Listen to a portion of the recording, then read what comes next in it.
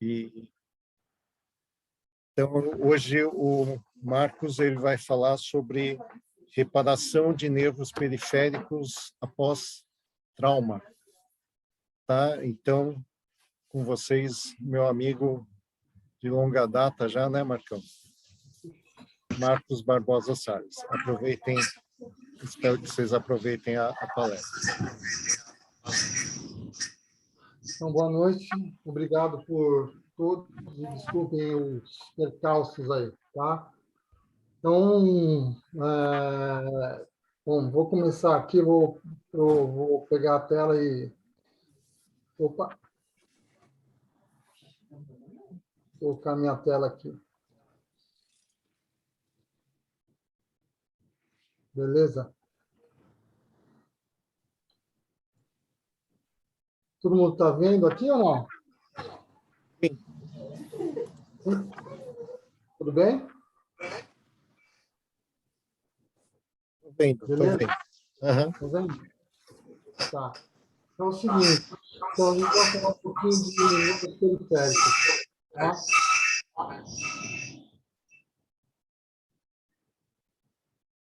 Isso aqui.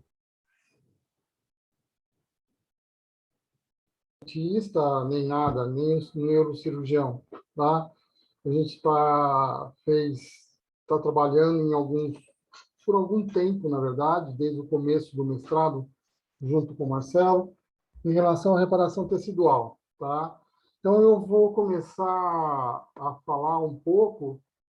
Então, na verdade, eu decidi fazer um pouco de histórico para vocês entenderem o que está acontecendo, de onde saiu essa ideia, tá?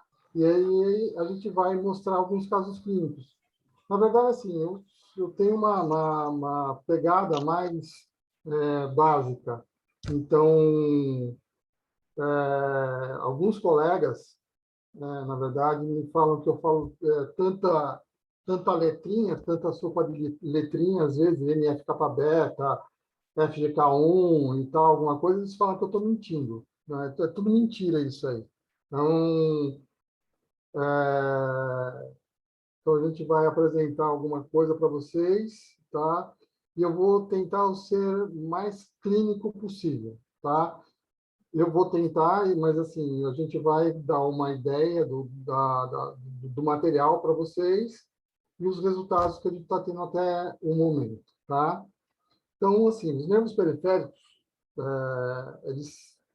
eles unem, na verdade, a parte externa com a parte interna, né? A sensação externa com a sensação com a nossa vida. Então, eles integram, na verdade, o que a gente é hoje, né? E tem uma integração de imagem, de toque, de som, de olfato, então eles integram. Então, muitas vezes, o que acontece? A gente, em alguns traumas, a gente perde essa sensação, tá? Mais precisamente, a gente vai falar dessas sensações, por exemplo, deixa eu colocar aqui, tá? Então, a gente vai falar um pouco de como está, na verdade, a pesquisa hoje, tá? Eu fiz uma publicação, uma pesquisinha na PubMed, então a gente tem, mais ou menos, em relação à reparação nervosa, 134 mil artigos em 10 anos. Tá? Em relação à cirurgia, 73, em relação a drogas, tá? A 5 mil artigos. Tá? E em relação à parte alternativa, algumas relações alternativas, tá? 4 mil artigos, tá falando em relação só à reparação tecidual. Existem vários grupos tentando fazer eles fazem várias técnicas, utilizam vários modelos de experimentos, tá? Para tentar reparar esse problema, na verdade, tá? Um dado aqui que eu peguei para vocês, tá? Que nos Estados Unidos é bom, desse negócio de estatística, a gente tem, nos Estados Unidos, mais ou menos 20 milhões de americanos que sofrem lesões de nervos periféricos, tá? Derivados de trauma, tá? com um custo aproximado anual de 150 milhões. Tá? Não só esse custo não só é para reparar esse tecido nervoso, para cirurgias, para fármacos, tá? Para fazer alguma coisa, tá? Deixa eu desligar aqui. Então, há fármacos, tá? Então, a gente tem fármacos neurotróficos, tá? Fatores de crescimento, células-tronco, tá? Essas fatores de crescimento e células-tronco são os artigos que existem mais na PubMed em relação à reparação tecidual, tá? Em relação aos fatores de crescimento, tá? Alguns artigos indicam que esses fatores de crescimento, eles provocam, em alguns casos, tumores desses nervos periféricos. Então, em alguns desses artigos, eles indicam essa ação tumoral de crescimento exagerado desses nervos periféricos. Quem lembra das BMPs, por exemplo, as BMPs, elas foram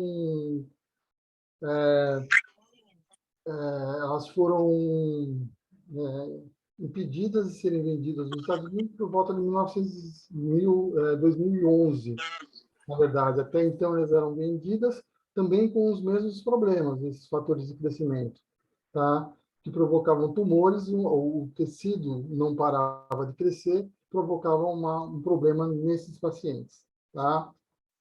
Ainda tem laser, rafias e enxertos. Rafia, na verdade, é a união desses dois pedículos, né, nervosos, que é uma indicação, tá? Enxertos nervosos. Esses enxertos nervosos, esses autoenxertos, na verdade, são coletados, tá? Uma outra região, e eles são enxertados na região problema. Por exemplo, acidente de moto, tá? O motociclista que fratura ou quebra o plexo braquial, que é uma inervação na região desse plexo do ombro, na verdade, próximo ao ombro. E normalmente, quando você rompe essas inervações, você perde a mobilidade nessas regiões, tá? Então, eles são retirados de outras, essas inervações são removidas de outras regiões, tá? De uma região de escolha, melhor é a perna, né? Segundo os artigos, e eles são enxertados na região do plexo braquial para o paciente não perder a movimentação das mãos, tá? Então, são o quadro que a gente tem hoje em relação aos fatores de crescimento, tá? E a literatura que indica hoje quais são os problemas, tá? Vamos lá.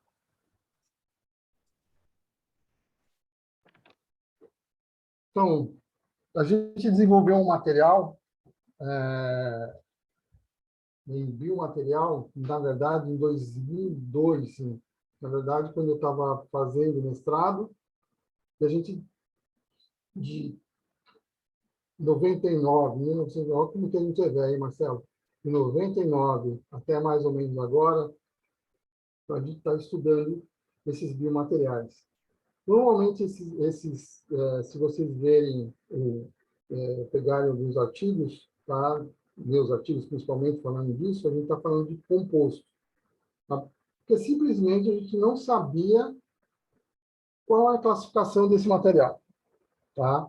Qual seria a classificação? Porque que material que era? Um compósito ou alguma coisa, né?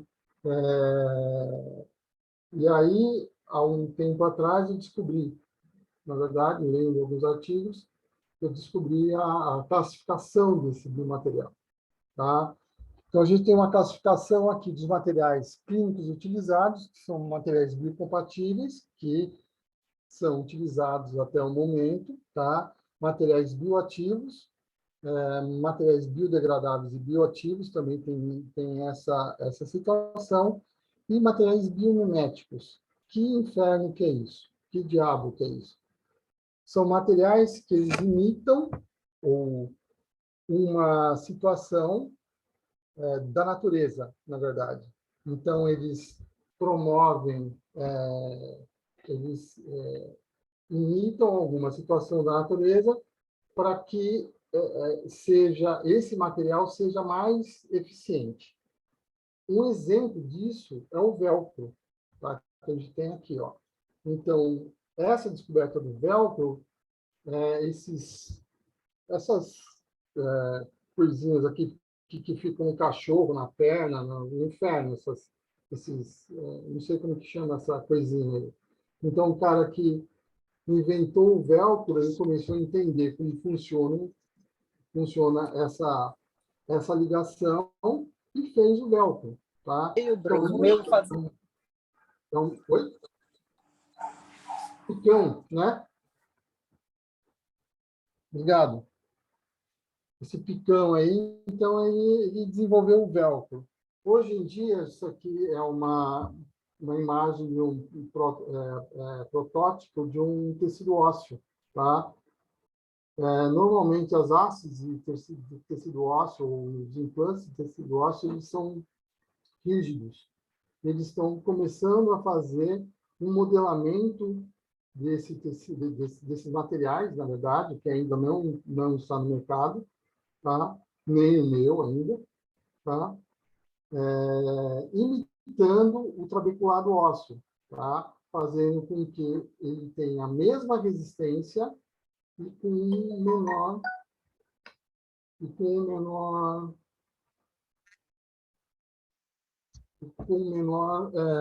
peso, tá? Então, aumentando a eficiência desse material. E quem denominou, na verdade, esses biomateriais, biomiméticos, na verdade, o que estimulou foi essa Janine Bowen, tá? Que ela lançou vários livros, ela é uma pesquisadora, tá? Ela tem um instituto dela nos Estados Unidos, tá? Que promove esses materiais biomiméticos, tá? Ela faz a divulgação desses materiais biomiméticos, ela tem alguns livros já. Então, não que esses materiais biomiméticos não existissem antes, é que foi classificado por essa Janine, tá? Há pouco tempo, tá? Em 97, ela classificou esse material, ela começou a divulgar esse material.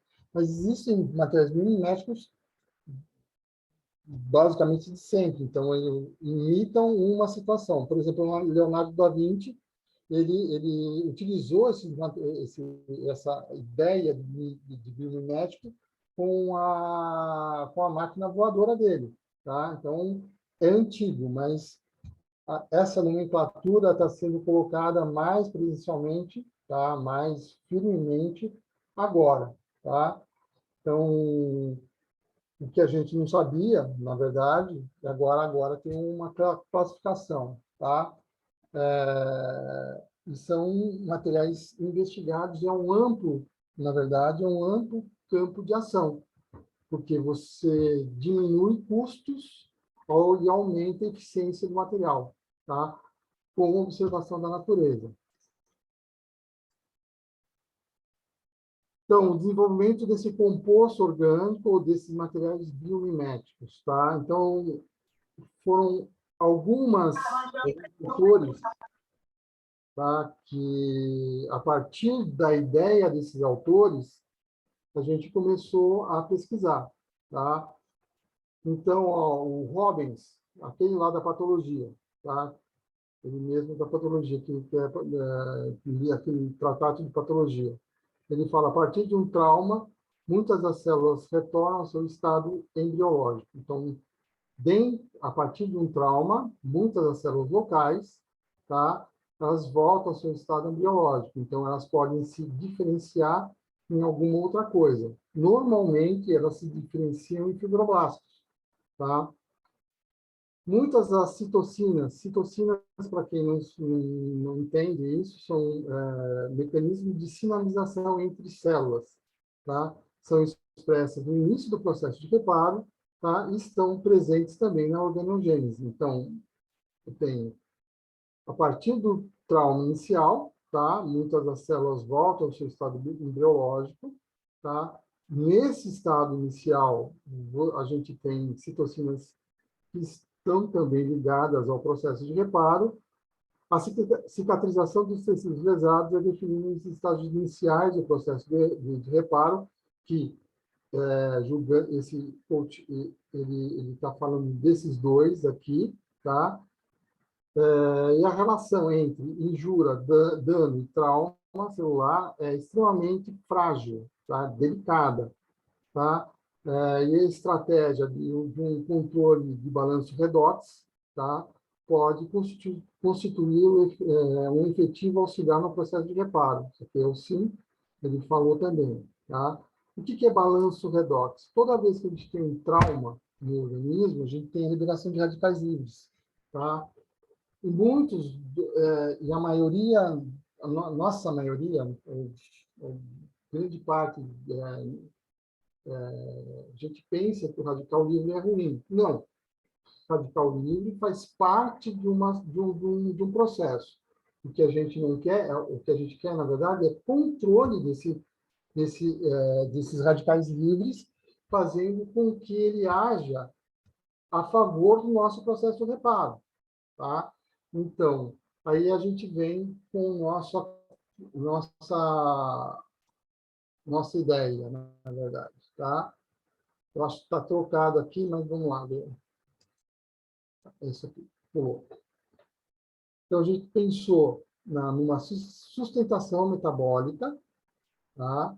Uma proteção celular e uma indicação para aquilo que eu quero. Qual tecido eu quero. Tá? Então, inicialmente, eu vou mostrar para vocês, vocês já viram, na verdade, uma lâmina, tá? Histológica.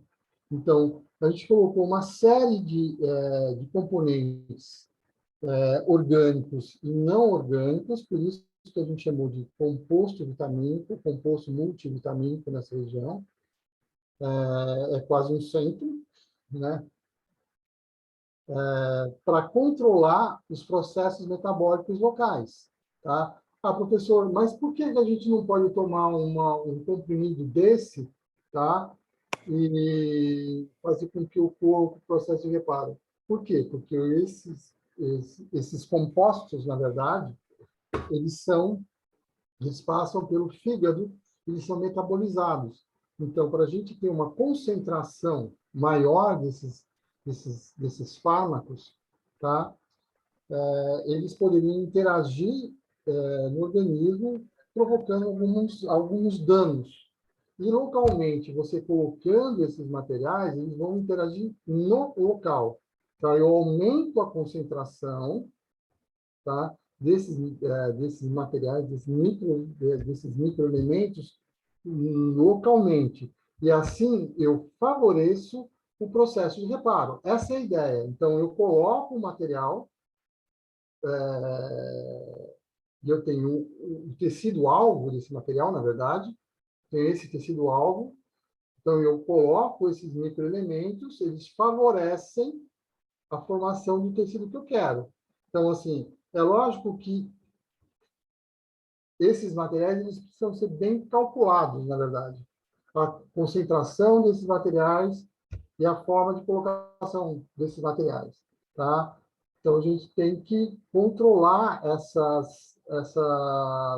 essa reação. Então, inicialmente, a gente pensou que o tempo é determinante. Quanto mais agudo o meu processo, tá? Melhor é o resultado.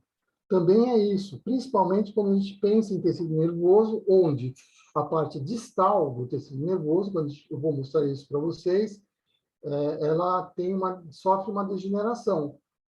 tá? E essa degeneração, muitas vezes, ela corre por todo, dependendo da altura do feixe, de onde houve a ruptura do feixe nervoso, você não tem como permitir uma nova reinervação naquela região. Tá? Dependendo do dano desse feixe nervoso, o dano morfológico do tecido é muito maior. E a gente não consegue fazer com que esse tecido retorne ao seu estado normal, principalmente o tecido nervoso. No tecido ósseo, a gente fazendo uma nova intervenção nesse tecido, a partir inicial, por exemplo, você tem a formação do tecido ósseo. Então, é no trauma inicial que a gente tem essa formação do tecido ósseo. Tá? E eu preciso, na verdade, tá? Vou mudar para cá, eu preciso, na verdade, do tecido conjuntivo, para que essas células elas voltam ao estado embriológico. Lembre, quando a gente tem um trauma, a gente muitas das células voltam ao estado embriológico. Tá? No entanto, eu preciso da interação dessas células com um meio externo. Isso aqui é uma foto inicial da minha tese de mestrado, onde eu estou mostrando a formação, ou uma neoformação óssea. Aqui a gente tem um tecido fibroso, a formação de uma cartilagem e a formação de um tecido ósseo aqui, de um trabeculado ósseo. Isso aqui é a formação de uma osteona. Então, essa formação, tá, se chama ossificação transcondroide, ou uma transdiferenciação. Isso foi descrito muito recentemente, em 1992, por Holt. Tá? Foi descrito por Holt em 1992. Então, normalmente, o que a gente tem em tecido ósseo? A gente tem a formação endocondral e intramembranosa. Tá? O Holt falava que existia mais uma neoformação, que se chamava transcondroide. E, segundo ele, isso só é possível quando existe uma sobreexpressão de BMPs locais. Tá? Como a gente não colocou essas BMPs locais, a gente colocou aquela composição vitamínica, tá? Ele protegeu, teoricamente, ele protegeu tanto que favoreceu a produção de uma BMP endógena, tá? Fazendo com que ocorra essa formação do tecido ósseo. Então, qual é a vantagem dessa formação do tecido ósseo? É a velocidade, né? Porque você tem uma deposição óssea muito mais rápida do que a formação, a proliferação, por exemplo, de osteoblastos e osteoclastos, tá?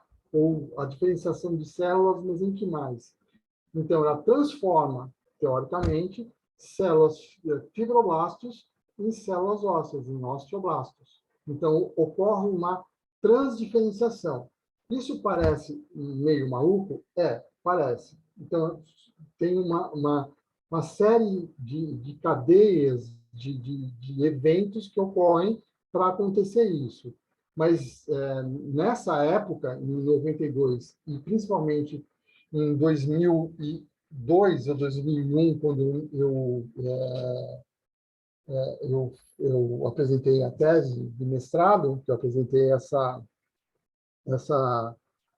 essa imagem, na verdade, isso deu um pau, na verdade, na literatura, danado, porque na época, qualquer tipo de diferenciação de uma célula já diferenciada seria câncer, não uma célula saudável.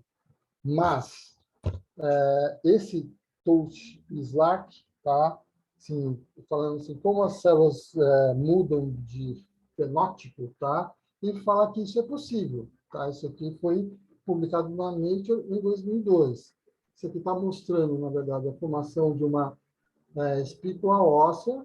Você tem a mesma formação de fibroblastos aqui, ó, de fibroblastos, e esses fibroblastos se transformando nessa espícula óssea. Tá? É bem interessante essa situação. Então, essas células, elas não se degeneram, elas se dividem e se transformam em outro tipo de célula. Tá? Então, essa é a chamada ossificação transkondroide. Daí vem o Marcelo, nessa época, falando assim, se dá certo com o tecido ósseo, se a sua ideia é dar certo com o tecido ósseo, será que dá certo com o tecido nervoso? Tá bom, teoricamente, sim. Então, a gente voltou para a bancada, na verdade, a gente fez uma nova composição inicial, fazendo com que... Qual é a pergunta é, do que o nervo precisa para ele se reparar?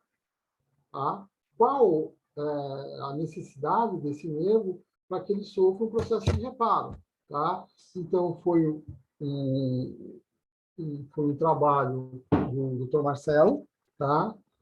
Em lateralização de nervo alveolar inferior. Tá? Ele gosta de fazer esse tipo de trabalho, na verdade. Essa foi a tese de mestrado, eu acho também de doutorado, falando em relação à parte morfológica dessa inervação. Tá?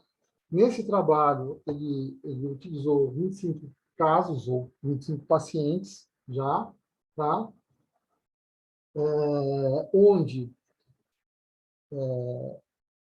a cura ocorreu entre 20 a 40 dias, e a maioria dos casos entre 20 e 25 dias.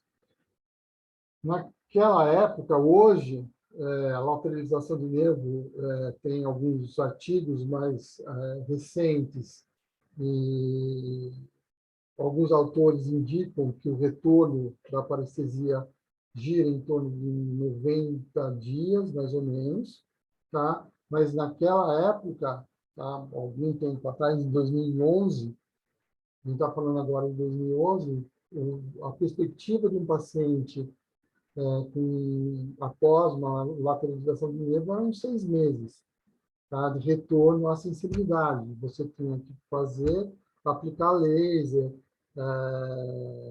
usar anti-inflamatórios, corticoides e outras situações para que esse paciente voltasse à inervação. Isso era uma consequência, na verdade, da lateralização do nervo alveolar inferior. Tá?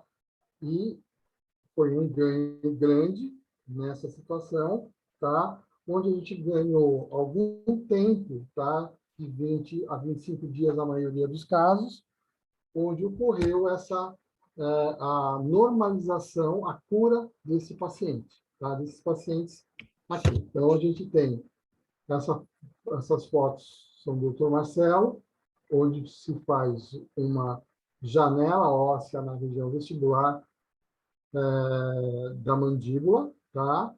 Aqui a gente vê aferindo o tamanho do implante, e esse aqui, ó, é o nervo alveolar inferior, tá? A lateralização, desculpa, a lateralização desse nervo, tá?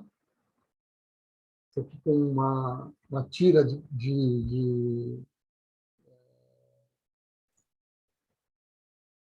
borracha, na verdade. A gente está lateralizando o nervo, vai colocar os implantes, tá? Colocou os implantes, aqui ele está colocando o material, o composto, tá? Ou material biomimético, se vocês quiserem, tá? Na região do nervo alveolar inferior, tá? Então, nesse estudo, na verdade, foi a taxa de retorno desses pacientes, tá? Foi mais ou menos de 20 a 25 dias. Então, a gente acompanhou esses casos, a gente ficou bem contente com o retorno desses pacientes. A gente ficou mais alegre, na verdade, satisfeito com esses resultados, tá? Foram 2 resultados onde houve a ruptura do nervo alveolar inferior, tá? Aqui, tem um implante de 3,3 ou 3 alguma coisa, e a gente tem um gap, tá? Demais, se a gente contar com essa, essa largura desse implante, a gente tem um gap aqui de pelo menos 5 milímetros, tá?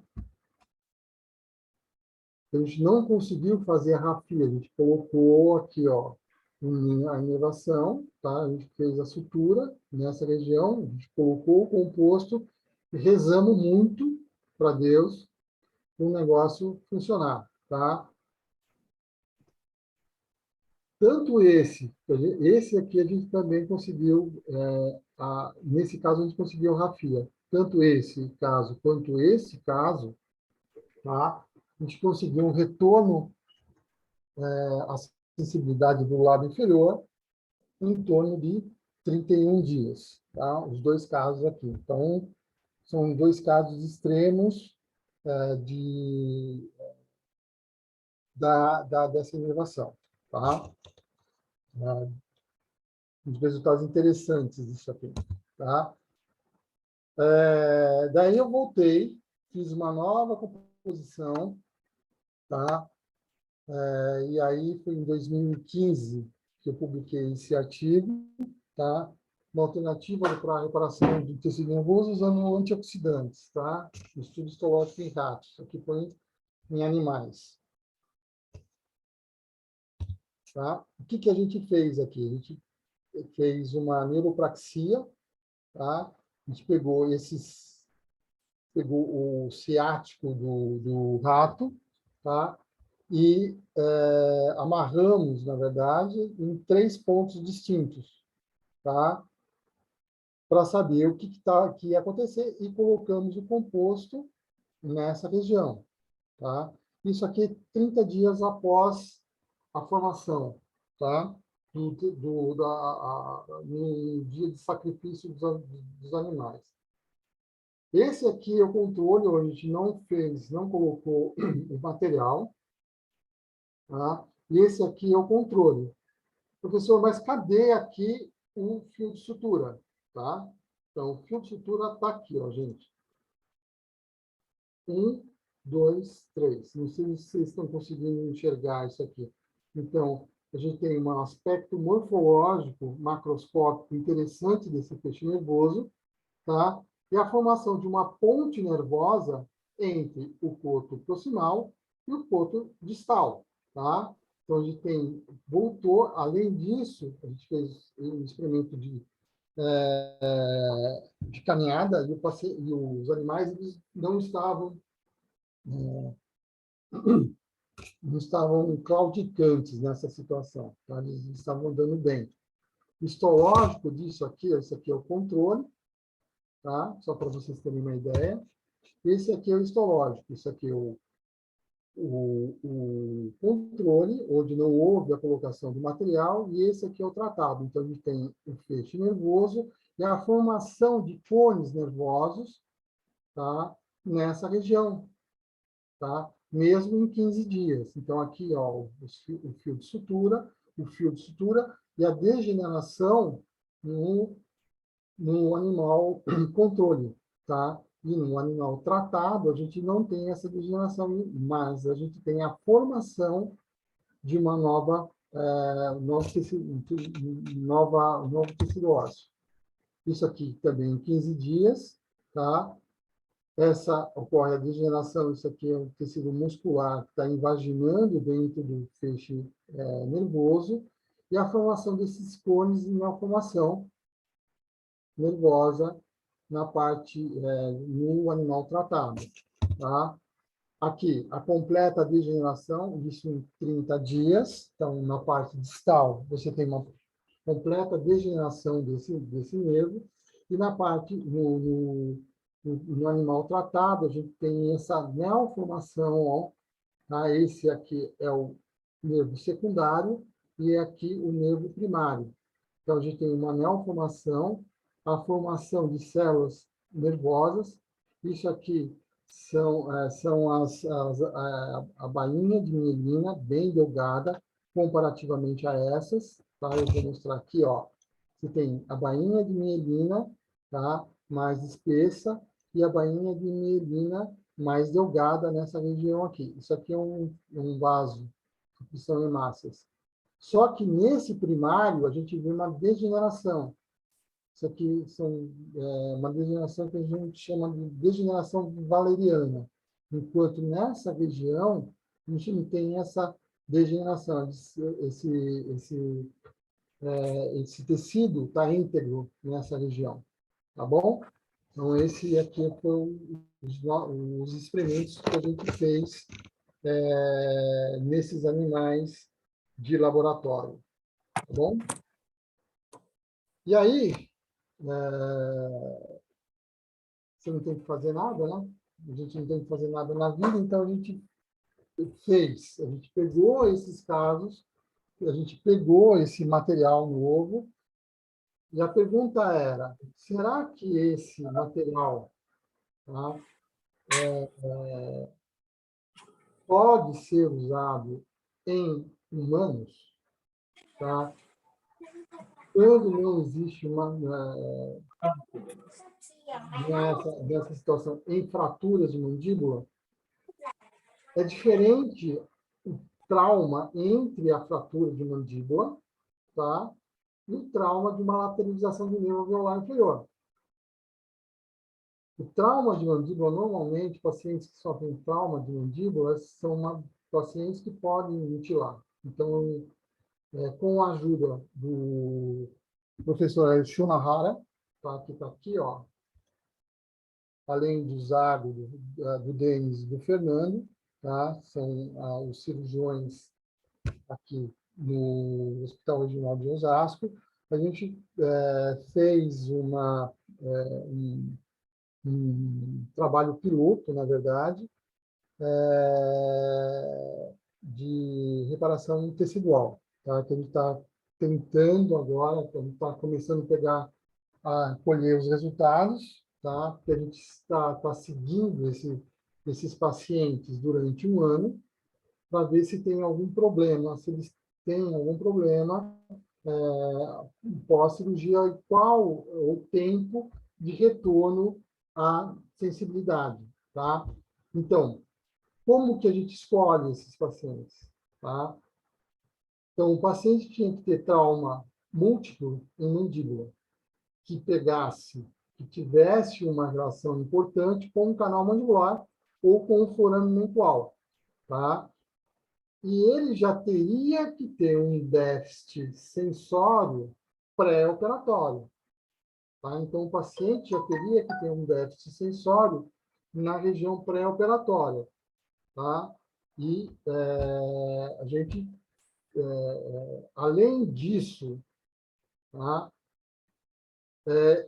Ele teria que ter um estiramento do nervo maior que 50%, tá? Então, esses dois autores falam em relação ao estiramento. Quando a gente fala de estiramento em nervo, em humanos, na verdade, tem alguns autores que erroneamente colocam isso como um erro do cirurgião, tá? Erroneamente, por quê? Quando a gente está fazendo, não sei se vocês todos fizeram ou tiveram a oportunidade de ver uma fratura de mandíbula ou de acompanhar uma cirurgia dessa, não é uma cirurgia fácil, é uma cirurgia bem complexa. E, assim, qual é o objetivo do cirurgião nessa situação? É colocar em oclusão o paciente novamente, o paciente mastigar, tá? E,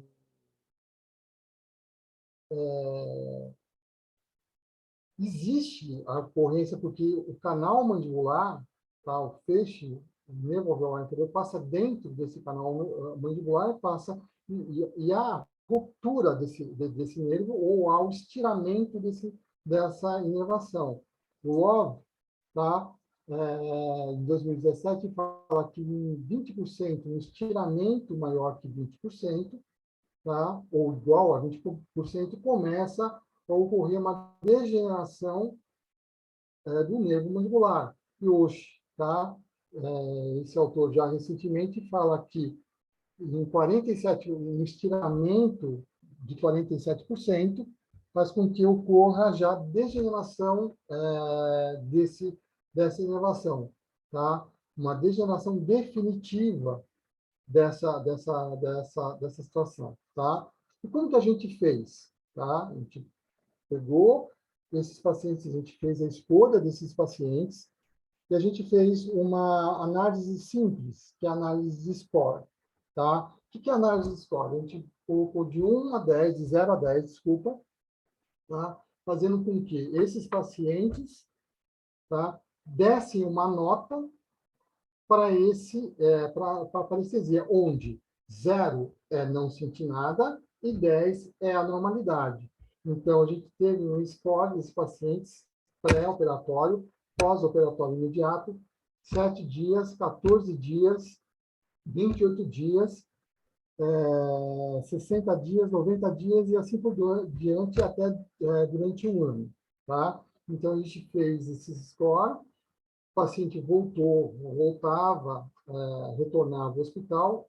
Com a questão da pandemia, muitos deles não voltaram, e muitos deles a gente fez as ligações telefônicas para saber como estava o retorno dessa parestesia, tá? No período pós-operatório.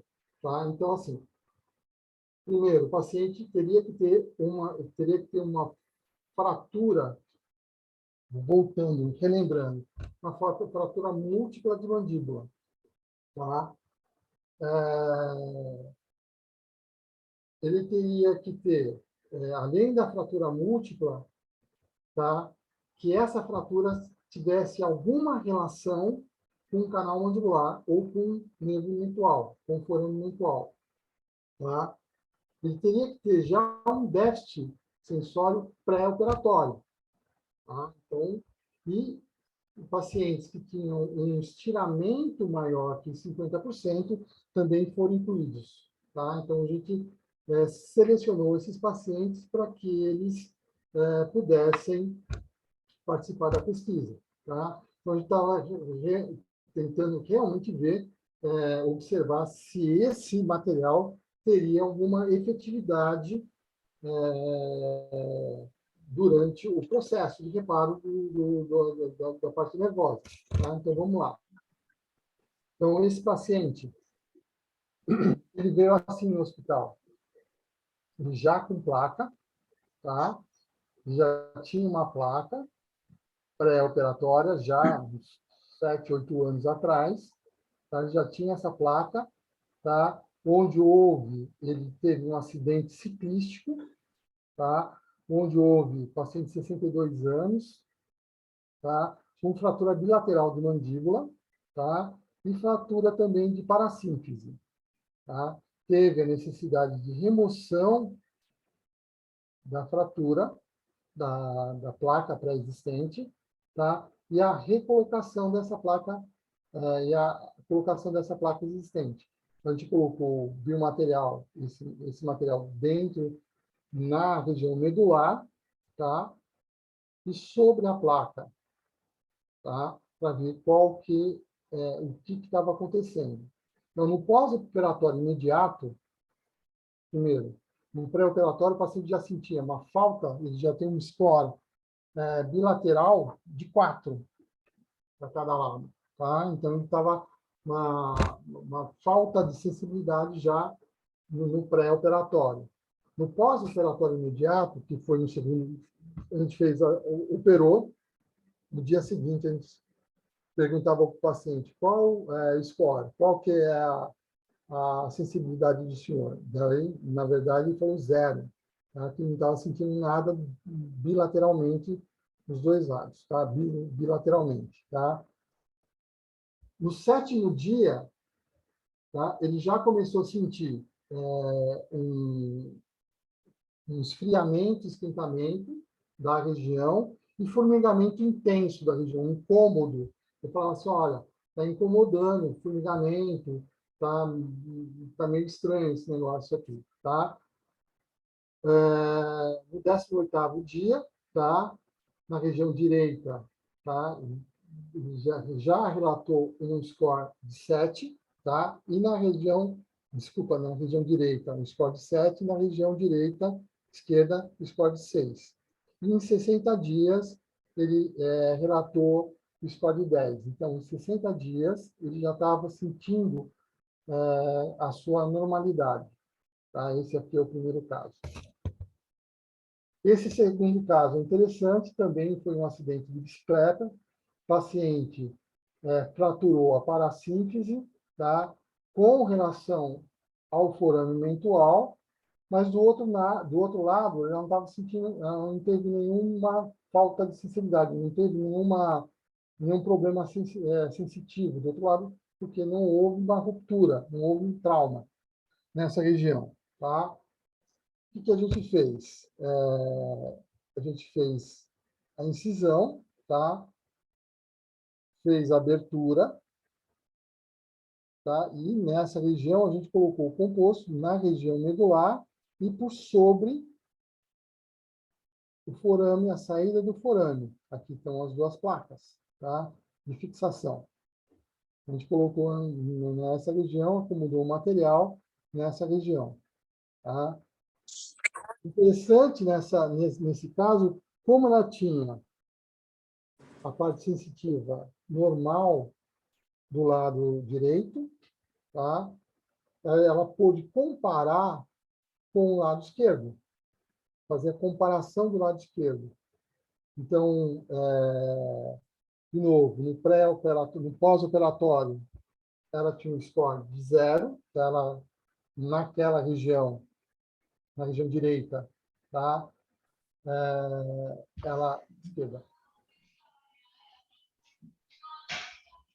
Desculpa, direita, desculpa. Região direita, ela sentia uma falta de sensibilidade. Já no 14º dia, um score de 7. Em 28 dias, tá? Um score estava normalizada a região. Tá? Então, como ela tinha o outro lado normal, tá? A gente teve uma ideia melhor do que como estava essa reparação desta região. Tá? Esse paciente é o terceiro paciente também, 36 anos, e sofreu uma agressão interpessoal com fratura bilateral de mandíbula, para a síntese direita, tá? E para a síntese direita. Então, foi feita a abertura, tá? Aqui, tá? A gente vê o estiramento do nervo, tá? A gente colocou o material aqui, tá? Bilateralmente, e por sobre o forame mental nessa região. Então, foi feita 2 aberturas extraorais e uma abertura intraoral, tá? Nesse paciente, tá? Então, foi feita essa região, tá? Colocado composto na região de nervo, próximo ao nervo, tá? Paciente no pré-operatório já se queixava de um score, já tinha uma certa falta de sensibilidade de 7 direito e esquerdo, 6 direito e 7 esquerdo. No pós-imediato, o score, tanto para o lado direito quanto para o lado esquerdo, foi 0, não estava sentindo nada. Nesse caso, tá? Também o paciente com com a sensação de formigamento, tá? Um incômodo, esse formigamento intenso, esse formigamento, tá? Nas duas regiões, se queixava desse formigamento, desse calor frio, dessa sensação. E já no 7º dia, tá? O score dele era 8. Ele já falava assim, já estou sentindo bastante, está bem melhor do que estava no primeiro dia. e no 14º dia, ele já teve um score de 10. Tá? Essa cirurgia, apesar de ter sido complicada, né, bem complicadinha, não teve nenhuma intercorrência. Tá? O paciente ele foi bem cuidado, ele tinha, ele tomou todos os cuidados pós-operatórios. E uma coisa que a gente teve certeza de ter colocado, a gente colocou o material por sobre o nervo, tá? Nesse caso, tá? E, além disso, ele tinha um score pré-operatório, tá? De pré-operatório, ele tinha uma deficiência sensitiva relativamente baixa, de 6 e 7. Tá? Então, ele estava sentindo alguma coisa, tá? Estava mantido o fluxo nervoso desses pacientes. Tá? Então, estava íntegra, na verdade, a estrutura nervosa. Então, talvez por isso, que ele tenha voltado a volta à sensibilidade em 14 dias, tá? Completamente. Esse paciente também, ele fraturou os 2 ângulos de mandíbula, tá? Fratura de ângulo de mandíbula, e associado ao ângulo de mandíbula tinha cistos, tá? Ele tinha cisto dentígeno, que depois foi avaliado. A gente optou por uma abertura intraoral nesse paciente. A gente não, porque, na verdade, eu estava lá só entendendo o pessoal, né? Profissionalização, direito à cultura, direito ao lazer e direito ao esporte. Opa! Tá. Alguém está Já dando uma silenciei, bronca. já silenciei. Alguém está dando uma bronca. Então, a gente tem aqui a fratura da mandíbula lateral associada ao cisto, que foi o objetivo. Então, a gente foi feito a remoção do segundo e dos terceiros molares, tá? Nesse caso, a segundos e terceiros molares, e a redução dessa fratura, e a colocação, ao invés de colocar o composto no nervo, a gente optou por estar próximo ao nervo na loja cirúrgica das exodontias, tá? No entanto, isso aqui é uma tomografia pós-operatória, tá? A gente percebe aqui, ó, que houve uma penetração, foi um acidente cirúrgico, na verdade, tá? Uma penetração do parafuso de fixação no canal mandibular, tá? Então, a gente vê essa região do lado esquerdo, tá? Então, vamos lá. No pós-operatório imediato, todos esses pacientes, tá? Esse paciente ficou com 0, não estava sentindo nada no pós-operatório. No 7º dia, tinha direita 7 e esquerda 0, tá?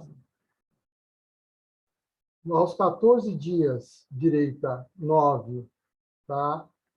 E já na esquerda, ele determinou 7, tá? De score, tá?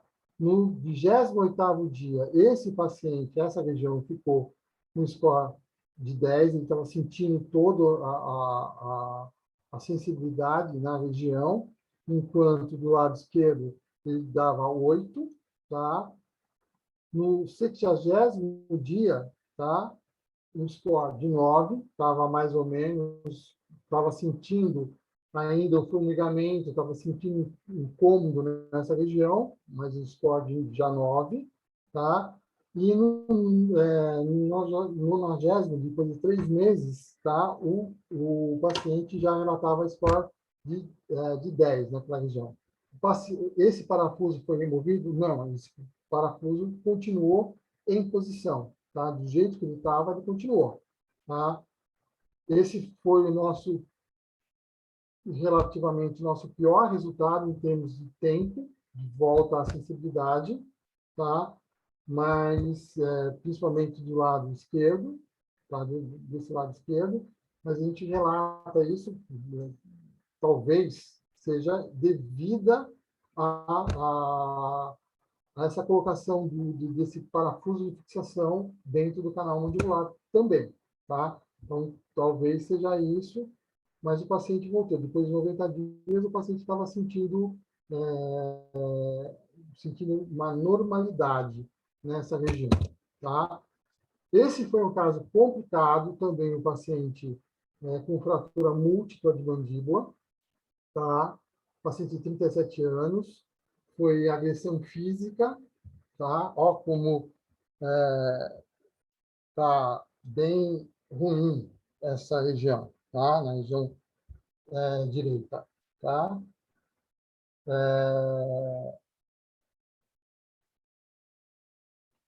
A gente tem parassíntese, tá? Fratura de mandíbula, de corpo de mandíbula bilateral e além de fratura de côndilo também.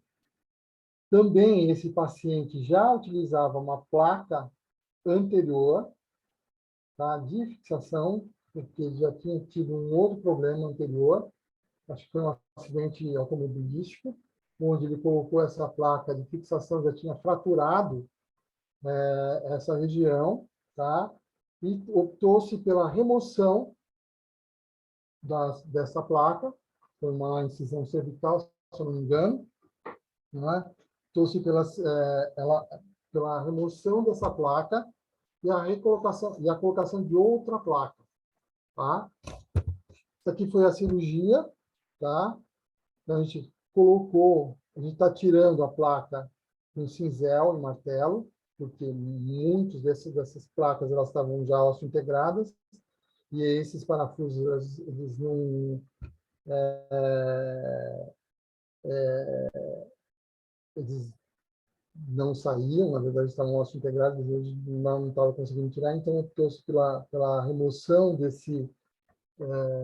dessas placas com cinzel e martelo. Houve já aqui nesse caso, houve a fratura do ângulo da mandíbula, tá? E foi colocado novamente as placas, tá? E nesse caso, do lado direito, tá? Houve a ruptura do nervo mentual nessa região. Foi realizada a rafia, tá? Então, foi suturado essa inervação e foi colocado o composto, não só nessa região, mas em toda a região, tá? Então, ó, no pós-operatório, o paciente score 0, tá? No 14º dia, direito 6, esquerdo 0, continuava.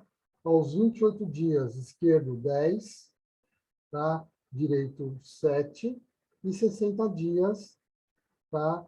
O direito voltou à normalidade. A 10 também, a região direita voltou à normalidade também, tá? Em 60 dias voltou essa região, tá? Voltou à normalidade nessa região, tá?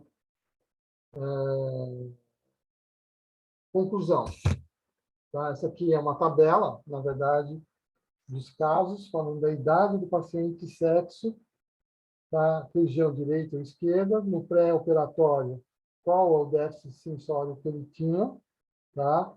No pós-operatório, no pré-op, tá? A gente tem a maioria, na totalidade dos pacientes, a gente tem nada após o procedimento cirúrgico.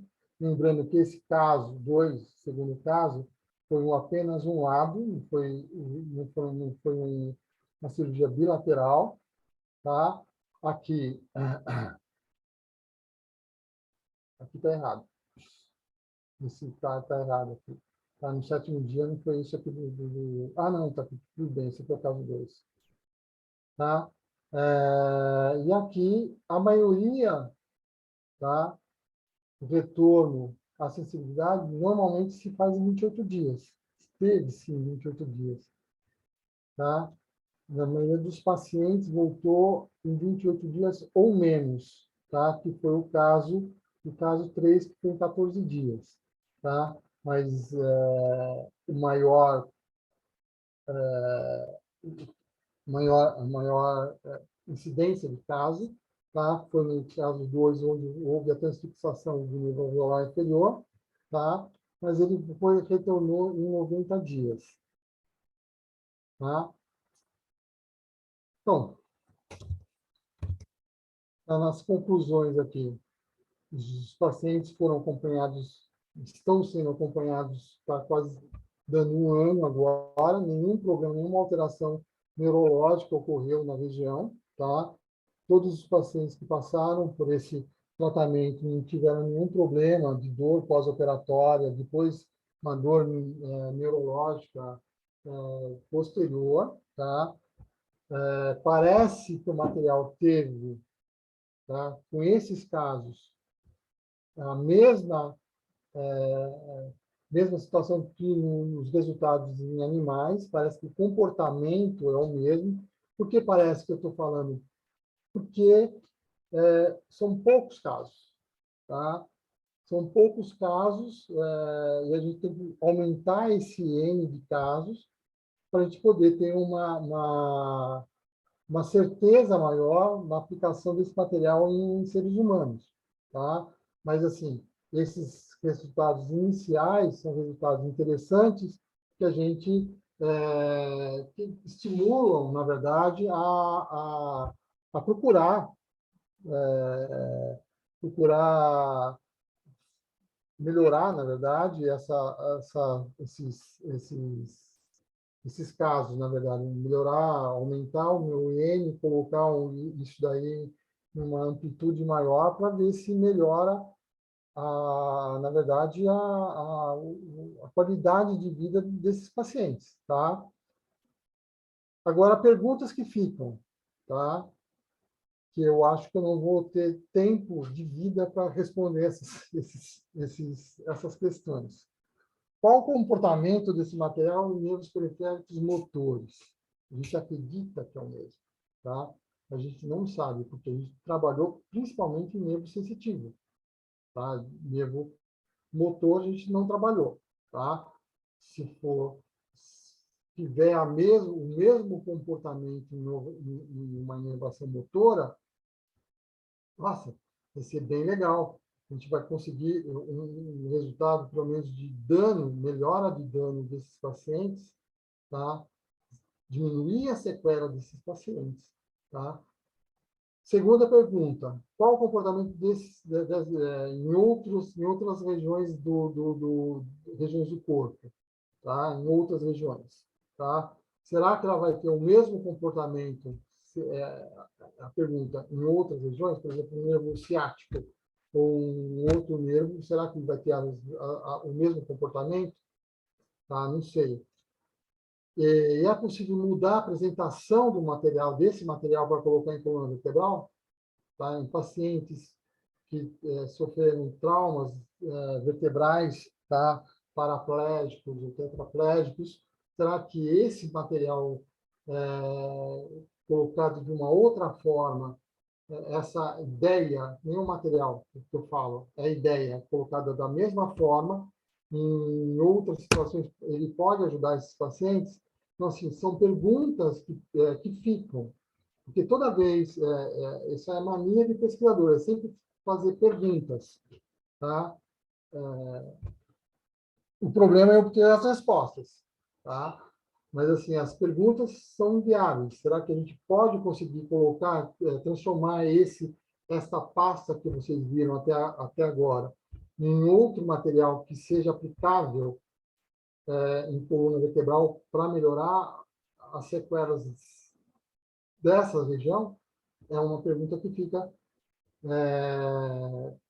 para posteriormente a gente responder. Não sei quando, tá bom?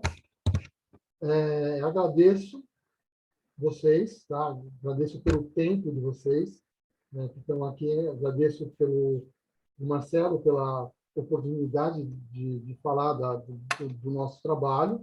Eu acho que eu estou me alongando um pouco mais. E se vocês quiserem alguma informação, vocês podem me enviar por e-mail, tá? Para a gente poder falar com vocês aqui, tá? Deixa eu voltar aqui ao normal. Vou de volta.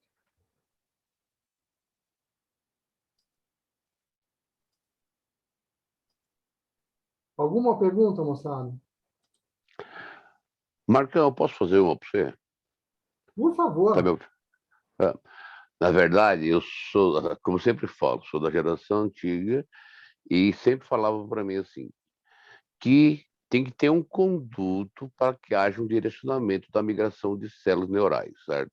Sim. Aí formaria, no caso, um neuroma que falavam naquela época, acho que você lembra desse professor da gente, que cada milímetro era cada um ano que ia, né, formar, né? Não, Não sei se... Ah? não é. Tem uma perspectiva, ele cresce, está sendo revisto essa situação, tá? É. Está sendo revisado isso daí. Então, o que se fala hoje em dia é que assim, o crescimento é mais rápido. O problema é a intersecção desses, desses neurônios, na verdade, principalmente numa rafia, tá? Numa neurotinese de quinto grau, que é o rompimento total do nervo, né? Então, eles falam que não é 1 centímetro por ano. O problema é isso. Pode ser mais rápido essa formação nervosa, tá? E a continuação dessa pergunta é o seguinte: eu vi trabalhos aí fantásticos como chama, de contenção da mandíbula, todas essas coisas. Agora, um mero implantodontista, um mero cirurgião, tipo assim, onde você não tem como fazer RAF, essas coisas, supondo, por exemplo, uma transfixação do alveolar inferior, tá, que aconteceu, ou se não, uma exo de um terceiro, que não tem como você fazer nada na prática, a não ser querer arregaçar o lugar para fazer uma RAF que não é possível. Você já teve algum, tipo assim, algum exemplo de vocês colocarem uma remoção de um implante transfixado e colocarem a vitamina e haver uma reparação, uma melhora muito grande da Sim, parestesia, alguma coisa assim, ou se não, de uma ectodontia, que você não sabe se foi trauma ou se foi uma secção do nervo. Existe algum trabalho sobre isso de vocês? trabalho não, mas existe caso clínico, já de alguns colegas que fizeram colocaram um implante ou no nervo ou muito perto do nervo, houve uma neuropraxia nesse nervo, tá? O que aconteceu? É lógico.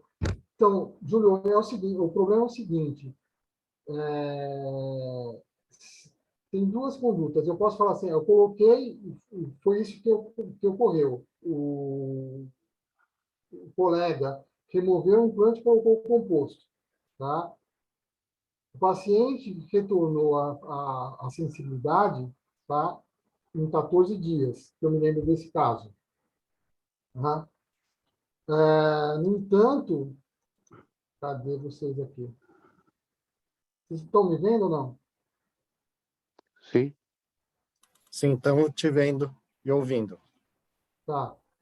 No entanto, eu não sei se é, na verdade, só a remoção do implante ou essa associação, tá? Ou a associação da remoção do implante com a colocação desse biomaterial.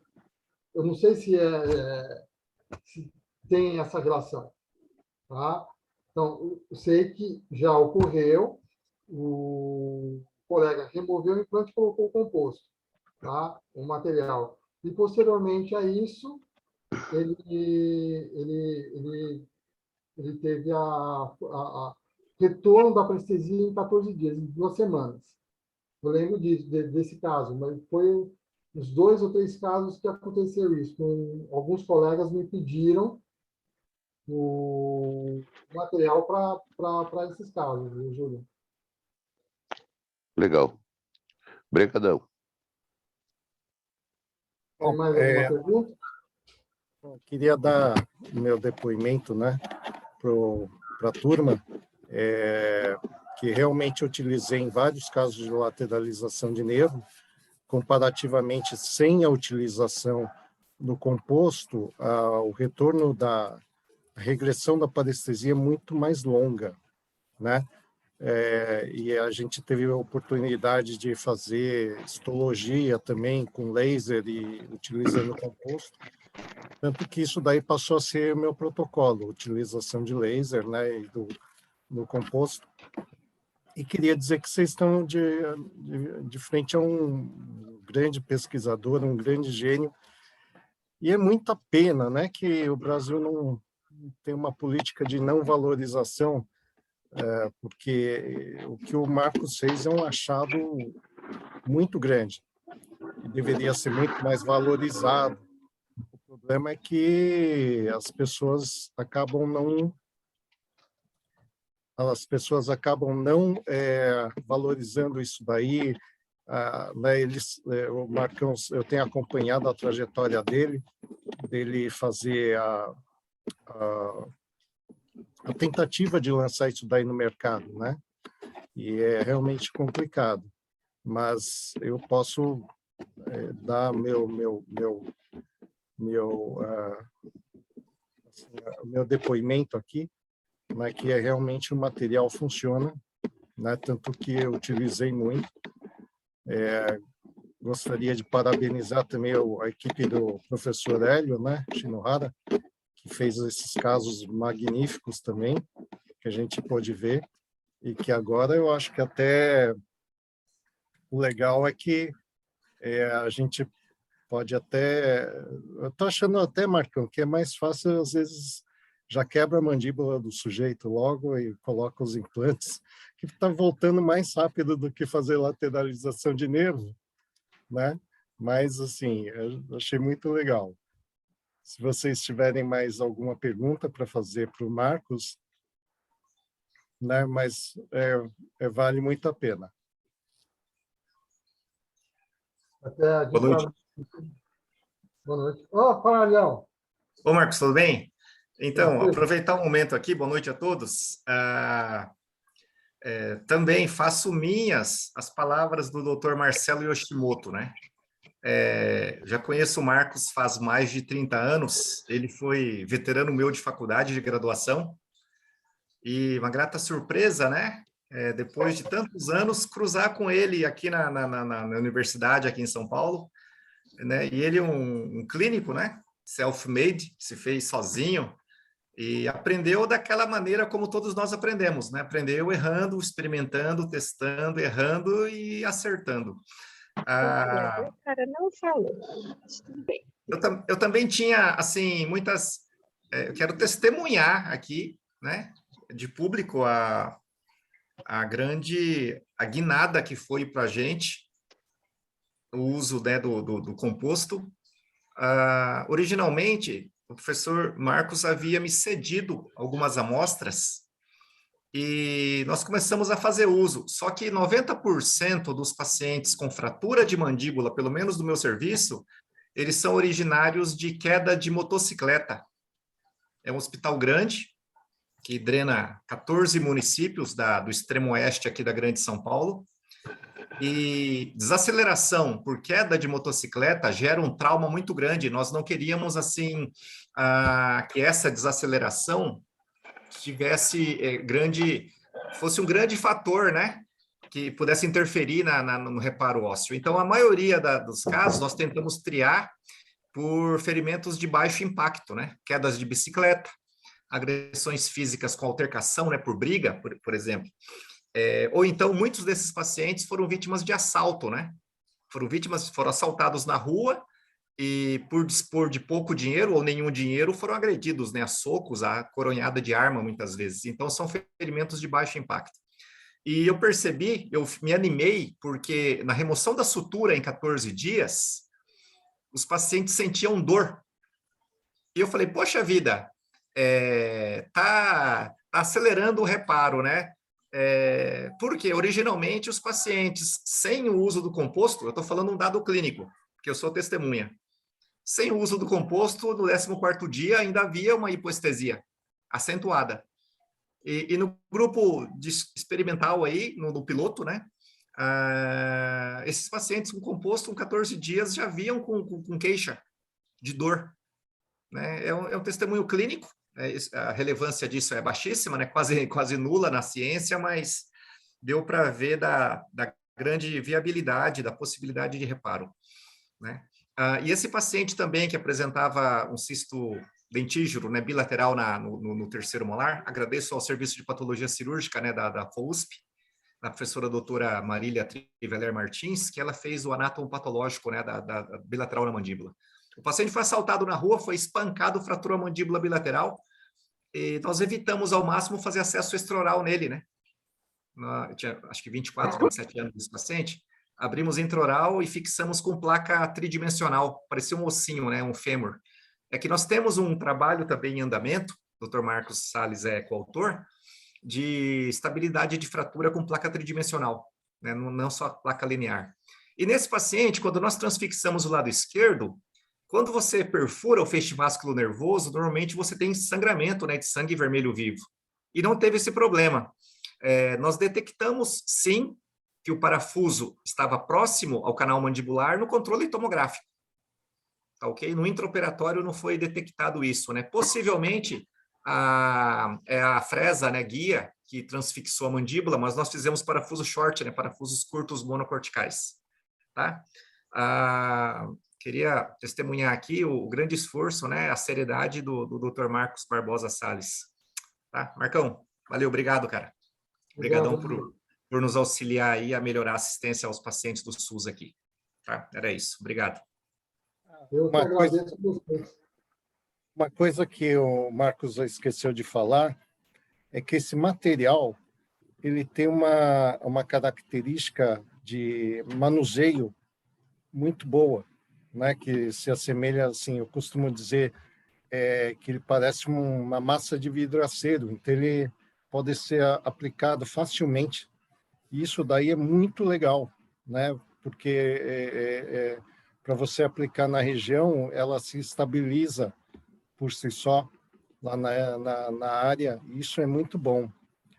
E a outra coisa, explicando um pouco as explanações iniciais do professor Marcos, o que eu costumo dizer para os meus alunos, que o Marcão ele simplesmente fez o seguinte, né? Eu costumo dizer assim, que ele viu que a célula precisa, né, de certas coisas para fazer a sua reparação e tudo mais. Então, eu brinco assim para o pessoal entender que é como se você estivesse com fome, né? A célula está com fome. Ela tem duas formas de trabalhar.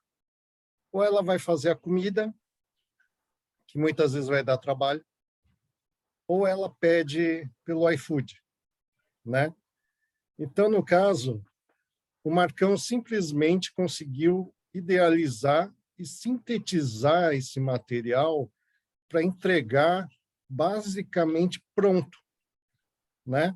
Para que a célula tivesse o que ela precisa para fazer o reparo, né? Então, por isso que eu brinco que, assim, ao invés da célula ter que sinalizar para o sistema nervoso que ela precisa a liberação de cálcio, de alfa-tocoferol, de vitamina C, né, de todos os componentes para reparação, é como se ligasse para o iFood e traz pronto já o composto.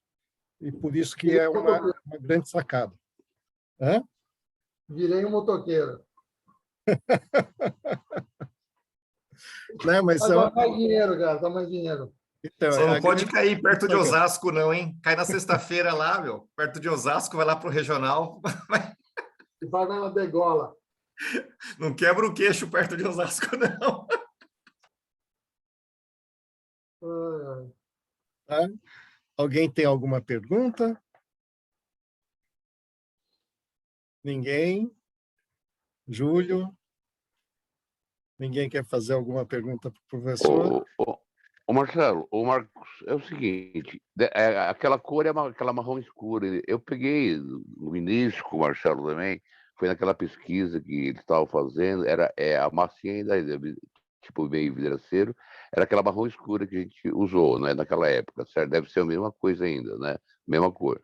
E como a gente... Ah? Hã? É aquela marrom escura ainda, né? Sim.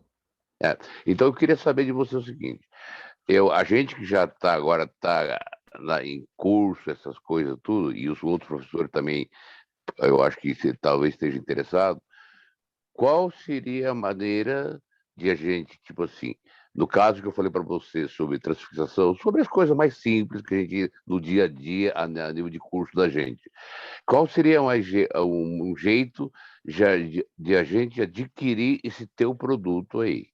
Eu acho que seria interessante para todos os professores, que geralmente o aluno pode fazer alguma cagadinha aí, a gente é obrigado a recorrer em materiais importantes aí.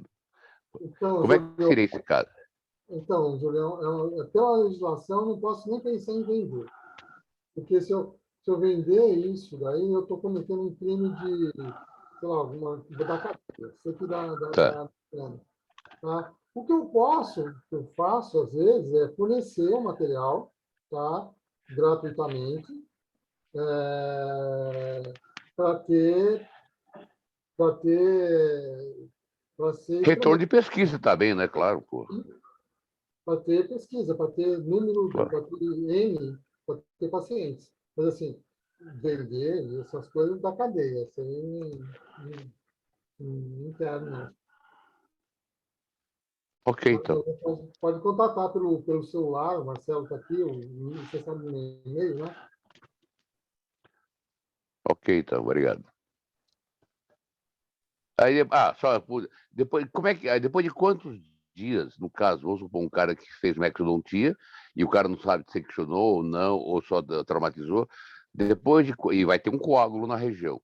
Depois de quantos dias ele pode colocar esse composto no lugar? Se é que tem que curetar tudo de novo, sei lá como é que seria o caso.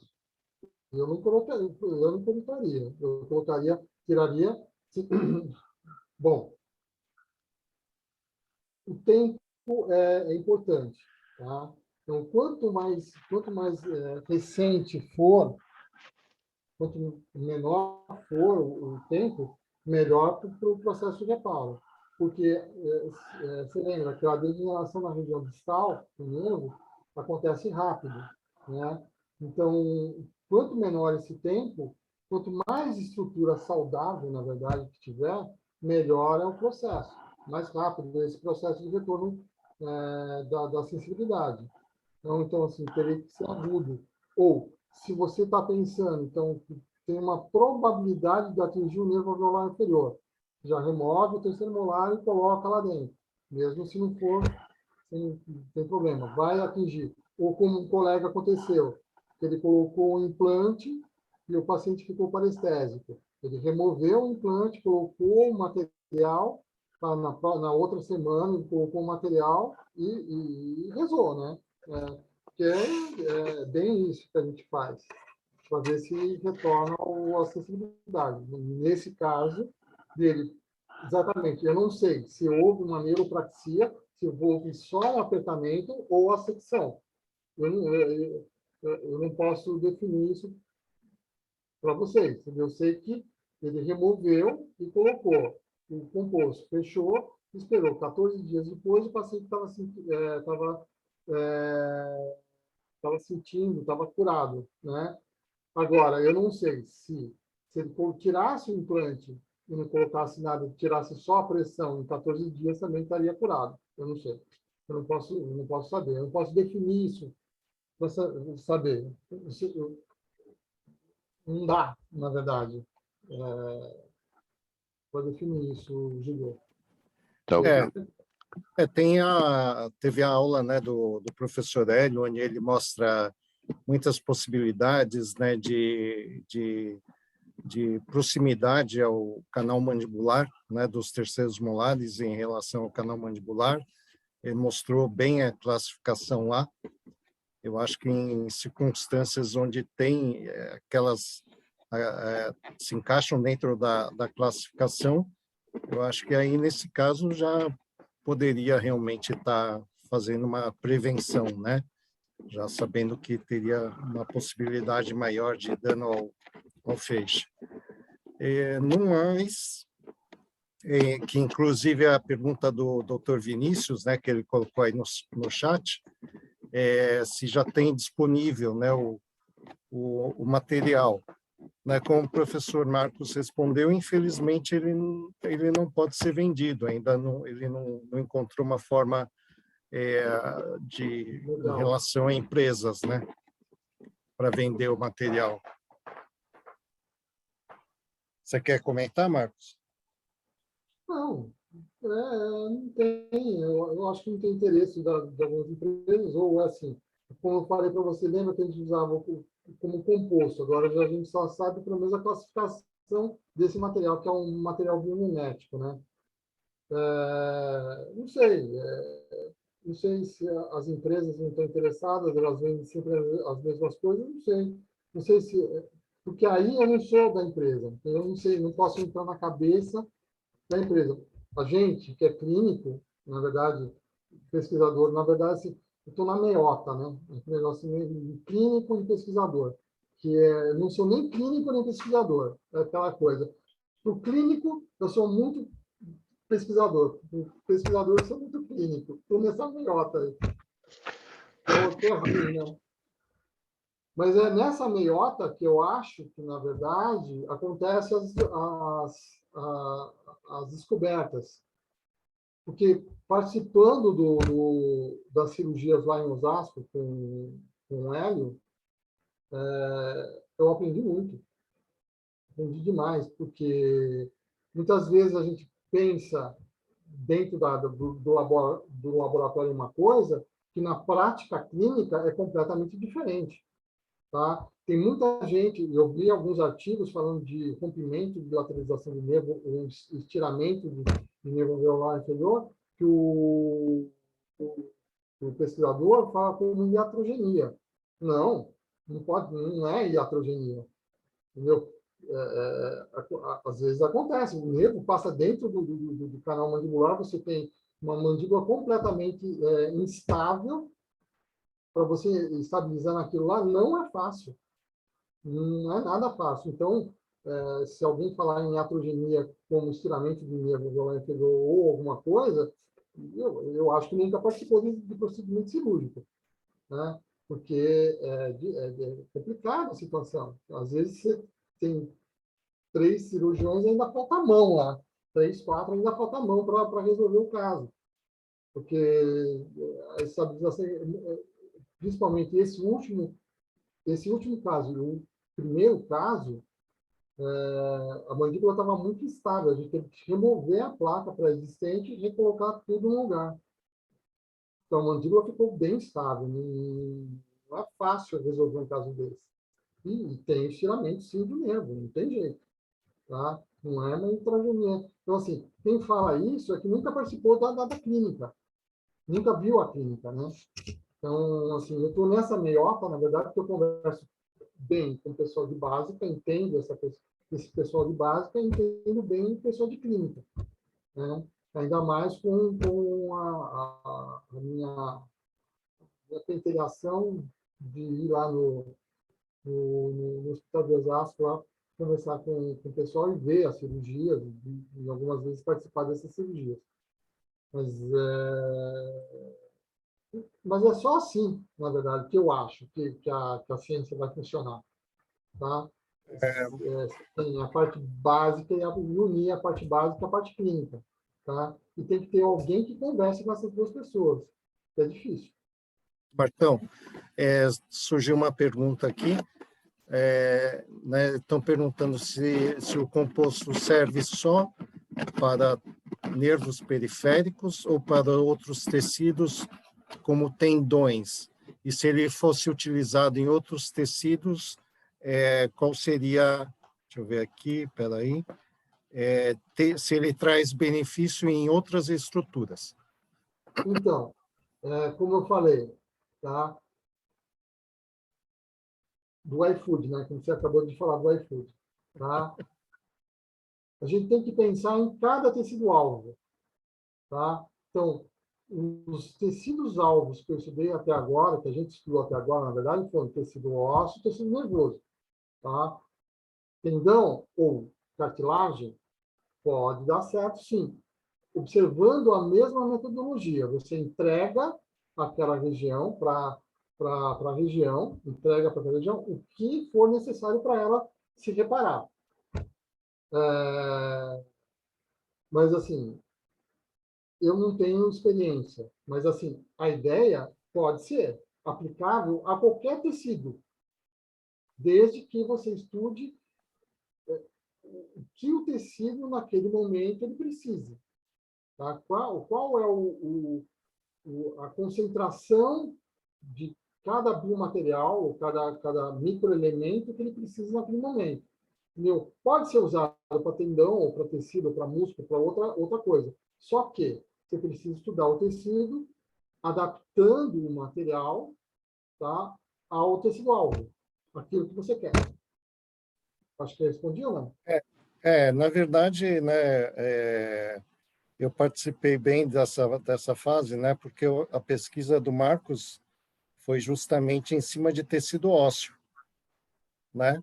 E essa parte de nervo surgiu justamente dessa pergunta, né? Poxa, se serve para tecido ósseo, e se a gente aplicasse para nervo? Né? Porque a minha tese de doutorado era sobre lateralização de nervo, e eu via que era um problema, né, a reparação de tecido nervoso. Então, a pergunta foi, se ele serve para osso, será que a gente poderia aplicar em nervo? E aí surgiu toda essa linha de pesquisa, né, Marcos? Sim. Então, foi adaptado para cada região, né? Para cada situação, para cada tecido-alvo, né? Que a gente fala. Então, para tecido, a composição para tecido ósseo é uma, a composição para tecido nervoso é outra. E provavelmente a composição para tecido, para tendão seria outra e para cartilagem seria outra. Então, é aplicável. A ideia é aplicável em qualquer situação. Só que a gente tem que saber a fisiologia, a fisiopatologia daquela região e adaptar essa fisiopatologia ao composto, fazendo com que ele tenha uma função mais interessante naquela região. Respondido para o Vinícius ou não? Fala, Flávio.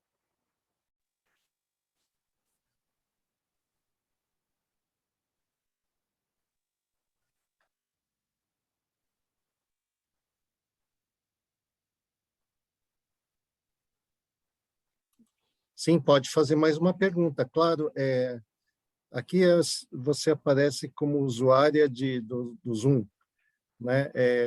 Qual seria seu nome? Você pode abrir seu microfone e perguntar direto. Ela é Débora do CTBA, né? De Curitiba, perdão. Pode abrir Oi, seu... oi, professor. Tudo bem? Tudo. Estão me ouvindo? Vamos sim. Professor, eu sou aluna da residência de Buco e acho que foi em outubro, se não me engano, outubro ou novembro agora desse ano que encerrou, nós tivemos um caso de uma amputação do nervo alveolar inferior, lado esquerdo, se eu não me engano, isso. E ela estava, e a gente fez vários tipos de tratamento, laser, e ela sentia muita dor, até que teve um momento que a gente teve que fazer essa amputação do nervo. Nesse caso em específico, né, que a gente não conseguiu nem com laser, nem com medicamento, nem fisioterapia, a gente tentou de tudo, não conseguimos tratá-la. O senhor acha que com esse composto a gente conseguiria ter algum resultado dessa nevralgia? Então, não sei. São todas questões que precisam ser respondidas, né? Ela teve deixa eu entender, então ela teve uma fratura de mandíbula, provavelmente formou um neuroma naquela região, e dor, quando existe neuroma, uma hiperestesia, como chama-se, né?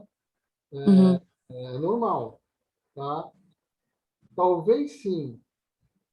Aí faria uma cirurgia naquela região, tiraria-se o neuroma, tá? Tem um instrumento necessário para colocar, fazer essa remoção do neuroma, como se fosse um castelinho, né? E colocaria o composto naquela região. Talvez isso ajudaria, mas assim, Débora, né? Eu não tenho Isso. certeza. Seria uma tentativa, então, nossa, de se parecesse um caso desse, seria uma tentativa. Seria uma tentativa. Uma Uhum, tentativa viável. uhum. Dona Débora, o professor Hélio está perguntando se foi pós-fratura, essa hiperestesia. Não, doutor, não foi. Eu peguei ela no Santa Casa, né, um hospital que a gente atende aqui, mas não foi pós-fratura. A senhora tinha 68 anos, nós não conseguimos definir de onde vinha aquela dor, e era só no lado esquerdo. Não, mas não foi pós-fratura, não. Ah, tá. Então é mais difícil. Professor Hélio, se quiser abrir seu microfone e também comentar, fica à vontade. Boa noite, doutora, tudo bem? Oi, boa noite, doutor, tudo bem? Foi checado possibilidade de ser neurite pós-herpética, doutora? Neurologista avaliou? Então, passou pelo neuro, na verdade, ela passou por diversas especialidades, né, antes de nós. Aí o neuro também avaliou, fizeram exames, fizeram ressonância, tomografias, não tinha... O neuro, né, a opinião do neuro foi que ela estava com uma nevralgia do trigêmeo. E aí foi pra gente com esse diagnóstico do neuro, né? Mas a gente não conseguiu, tentamos fazer outros exames e realmente não conseguimos saber o que era. A última opção, como ela sentia muita, o fato de passar os dedos assim na bochecha, vamos dizer assim, ela já gritava de dor, né? Aí foi feito o mentor, né, da residência optou por fazer a amputação do nervo. Entendi. A gente já teve a oportunidade de ver duas situações, mas o serviço de neurologia, sem sombra de dúvida, pensaria e deveria ter excluído, né? Existem patologias de ângulo ponto cerebelar. O ângulo ponto é a emergência do quinto e do sétimo nervo, né? Do trigêmeo e do facial. Existem patologias centrais, né? Normalmente o neurologista fala que é tumor cerebral, mas cisto epidermoide intracraniano também é considerado tumor, né? 10% dos casos de nevralgia, de trigêmeo, teria que se excluir, né, patologia central. E existe uma outra possibilidade também, que seria a chamada neuropatia induzida por cavitação óssea, né? Popularmente na odontologia conhecida como NICO. A fisiopatologia disso é relativamente simples, é a persistência de granuloma apical, que extraiu-se o dente com necrose pulpar, não foi feito um tratamento desse alvéolo, e toxinas desse granuloma poderia se instalar no tecido ósseo e ativar pelo V3, né, pelo ramo mandibular. No caso, se fizesse uma prova clínica de 14 dias de clindamicina, 600 miligramas, né, seria uma possibilidade. A lodinia foi pensado também. A lodinia teve algum trauma anterior? A história poderia contribuir? A senhora tem acesso a alguma imagem desse caso para enriquecer para a gente aqui, para nosso aprendizado também, né? Eu se eu não me engano, eu tenho só a fase cirúrgica, que foi perdão, a fase pós-cirúrgica, né? Que foi ali a região de onde foi feita a sutura e tal. Mas eu não estava de plantão esse dia, então eu não acompanhei o caso cirúrgico em si, mas eu tenho a foto pós-cirúrgica, né? Entendi.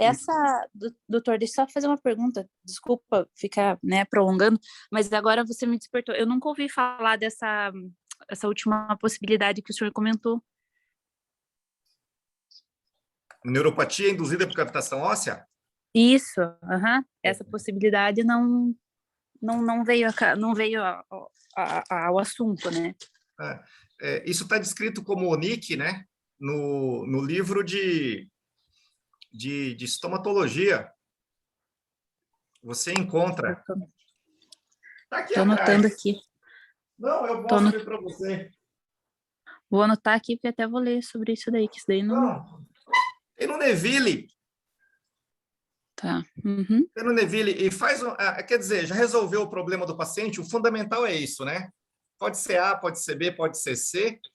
Tem duas Mesmo coisas... depois da amputação do nervo, ela teria que sentir alguma coisa? Por exemplo, Não, porque ela voltou no pós-operatório, no ambulatorial para nós lá, com uma sensação ainda, ela não estava com aquela dor exacerbada, mas ela ainda estava com uma sensação assim, como se ela tivesse dolorida, sabe? Ela falou que regrediu, mas ainda sentia algo.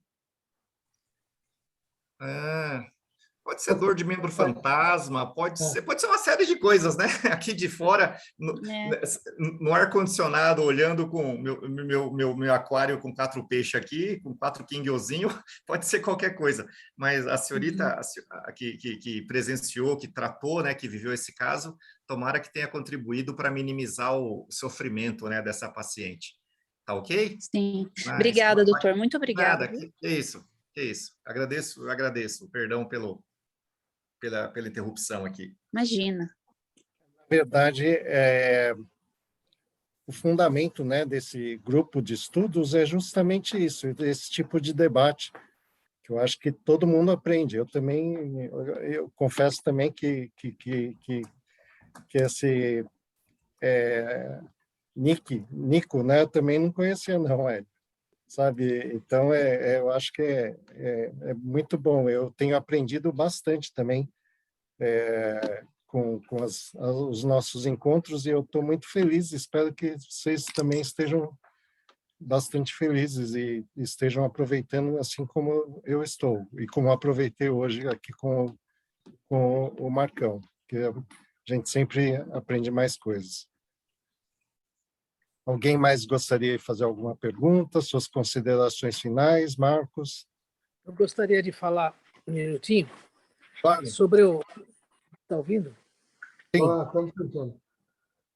Sobre o Nico, que só para completar, na Alemanha, os hospitais que tratam questão de tumores, eles fazem o esvaziamento dos nicos mandibulares, porque dentro desse local, geralmente, quando a pessoa faz quimioterapia ou faz radioterapia para tumores que tiveram metástase, o paciente é considerado zerado, mas eles encontram dentro do nico células cancerígenas metastáticas. Então, eles esvaziam esses nicos, eles fazem uma pesquisa e fazem o esvaziamento de todos os nicos encontrados em pacientes que têm tratamento de câncer.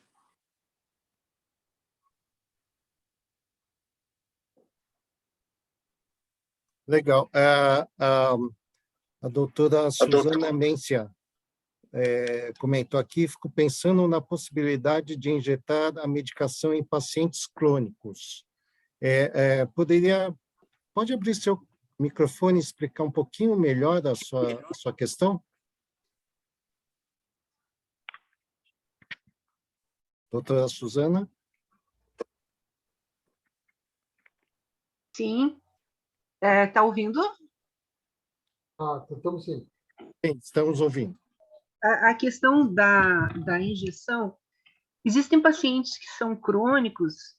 Eu estava me lembrando do caso da minha mãe, que teve uma queda e ficou com parestesia. Essa queda foi auricular. Se esse benefício que a gente está percebendo, ele não poderia trazer melhoras para pacientes que já trazem sequelas e que, ainda que não fiquem perfeitamente bem, eles possam ter melhoras nas suas condições. Então, Suzana, o problema é que a gente, até onde a gente sabe que o ponto distal do nervo, ele degenera, né? Ele vai degenerando. Então, porque não, mas pacientes que não tiveram rompimento, mas ficaram com sequelas desses traumas. Então, mas assim, às vezes, o rompimento, mesmo a distensão do nervo, dependendo do grau de distensão desse nervo, você tem uma degeneração, porque você rompe a estrutura. Porque o nervo, apesar de ser elástico, na verdade, ele passa algumas estruturas, vaso para nutrição, até o próprio nervo, ele é muito delicado. Então, o problema, nesse caso, em pacientes crônicos, na verdade, que sofreram uma lesão há muito tempo, é regenerar todo esse caminho, a partir do ponto principal. Tá? Eu não sei, Suzana. Tá? Eu posso falar para você, não sei. Eu acho, tá? Eu acho que não vai acontecer, tá? Porque é uma coisa estrutural, é uma situação de estrutura da própria inervação. Eu acredito que sim, em casos agudos, quanto mais agudo, melhor a reparação desse paciente, tá? Mas é uma coisa para se testar. Aqui, na verdade, assim, eu tenho alguns problemas com dexametasona, porque meu trabalho também falava de dexa, tá? Só que, por exemplo, em hospital, nesse tipo Matheus, tira a chave daqui, não dá para fazer a cirurgia sem dexametasona, sem corticoide, tá? E os resultados foram bons. Perfeito, professor. Obrigada. Imagina. Alguém? Se não, levando em conta aqui o avançado do horário, acho que a gente pode terminar por hoje, né? Mas lembrando que o grupo de estudos, né, o WhatsApp do grupo de estudos está aberto e vocês podem mandar as perguntas e a gente pode continuar a responder, trocar ideias, né? Para isso que o grupo foi criado, justamente para a gente poder trocar ideias, fazer comentários, tirar dúvidas, né? Então, fiquem à vontade, tá? Mas, levando em conta que o avançado da hora, acho que é prudente a gente encerrar por hoje, mas eu acho que foi muito produtivo. Mais alguém? Se não, vamos encerrar, tá bom? Obrigado, Marcelo. Obrigado a todo mundo aí. Obrigado, Marcos. Foi excelente. Parabéns, então, Marcão. Só avisando um aviso final, semana que vem nós vamos ter uma palestra com uma professora lá do Chile.